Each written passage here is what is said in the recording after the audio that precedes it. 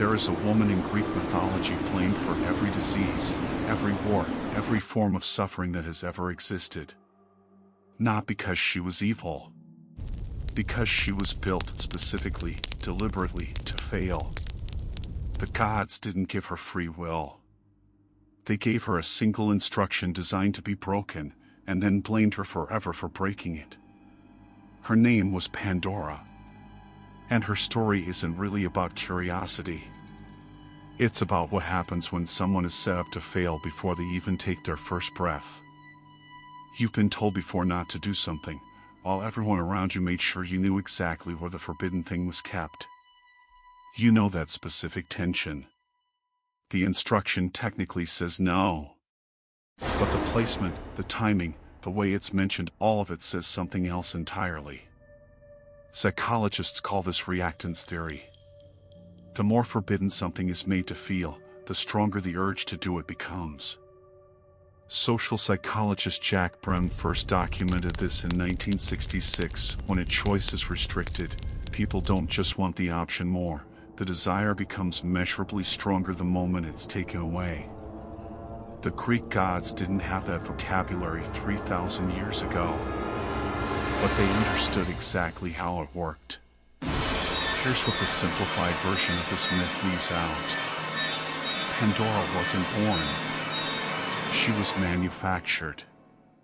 According to Hesiod's works and days, Zeus ordered her created from clay specifically as punishment, not punishment for her, punishment for humanity, because Prometheus had stolen fire and given it to mortals.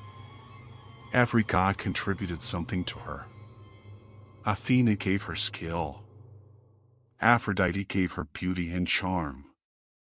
Hermes gave her speech and, according to the text, the specific gift of persuasive, deceptive language. Her actual name, Pandora, means all-gifted or the all-giver. Beautiful on the surface. She was assembled, feature by feature, by gods who had already decided what she would eventually be blamed for. You weren't there for the moment people decided who you become before you had any say in it. But you felt some version of this, being handed a role, an expectation, a label, before you ever had the chance to prove or disprove it yourself. Pandora's entire existence began that way. Engineered first. Judged later. Quick correction: the myth rarely gets right in modern retellings. It was never a box. The original Greek word is pithos, a large clay storage jar. The Pandora's box mistranslation came centuries later from a 16th century scholar's translation error, and somehow it stuck for 500 years. That detail matters more than it seems. A box feels small, personal, almost intimate. A pithos was a massive storage container, often taller than a person, used to hold grain or wine.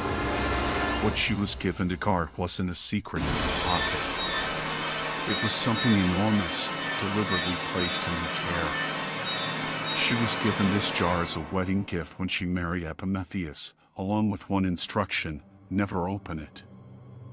No explanation. No warning about what was actually inside.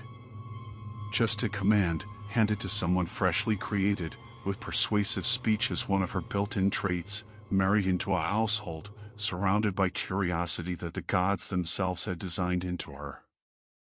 They gave her every tool to be curious and only one rule to resist it.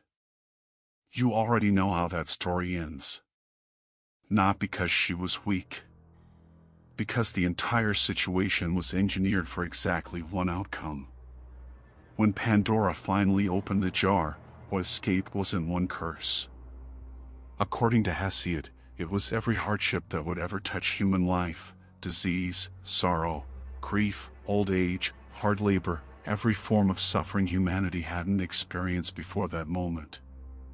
She slammed the lid shut, too late, with most of it already loose in the world. But one thing stayed behind, trapped at the bottom of the jar, depending on which translation you read: elpis. Hope.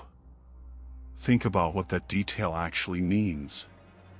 In a story engineered entirely to blame one woman for every form of human suffering, the Greeks still wrote hope into the same container, surviving the exact same catastrophe. Even the myth designed to punish her couldn't fully erase the one thing built to outlast the damage. You've probably opened a version of this jar in your own life. A decision you weren't fully equipped to make wisely, in a situation someone else designed, that released consequences you didn't see coming. And somewhere in the wreckage of that decision, something usually survives. Not because you're stronger than the consequences. Because hope was never yours to destroy in the first place. It was built to remain, even when everything else got out. Here's the part of this story that should genuinely sit with you. Pandora has been blamed for 3,000 years for a failure that was never actually hers. She was built with curiosity she didn't request, handed a temptation disguised as a gift, given one rule with no context, and then permanently remembered as the reason the world contains suffering. Not the gods who created the suffering. Not the one who designed the trap. Her. You've likely been blamed before for something that was set up long before you arrived at the decision. A situation engineered by circumstances you didn't choose, that left you holding the consequence anyway. She wasn't the first person handed an impossible setup and blamed for the outcome. She was just the first one mythology wrote down. So tell me, and I want the honest answer, not the comfortable one. Has there been a moment in your life where you were blamed for opening something that was never really yours to control in the first place? The jar is empty now. Hope is still inside it. And somehow, that's the part of the story everyone forgets first.